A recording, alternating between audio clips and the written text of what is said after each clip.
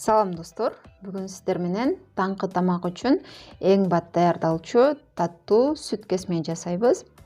Ал үчүн идишке 200 мг суу, 1 литр сүт коюп алабыз. Эми ага 1 чай кашык туз, 3 аш кашык кумшекер кошуп, мешке коюп кайнатабыз.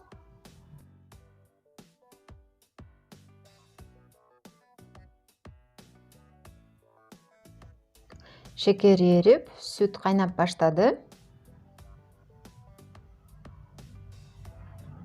Эми ага кесмени сала берсек болот. Болжол менен 150 граммдай кесме салабыз.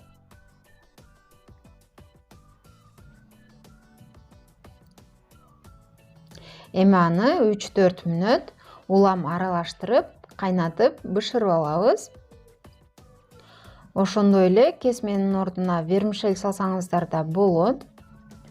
Эгерде мындан да суюк болсун десеңиз, бир аз сүт кошуп койсоңуз болот. Эми аны тарелкага койгонга ыңгайлуу болуш үчүн бычак менен кесип алабыз. Ушуну менен тез даярдалчу таңкы тамагыбыз даяр болду. Эми муну тарелкаларга куюп алып, үстүнө бир аз каймак майдан кошуп берсек, аябай кандай даамдуу болот. Бул тамакты көбүнчө балдар өзгөчө сүйүп жейт.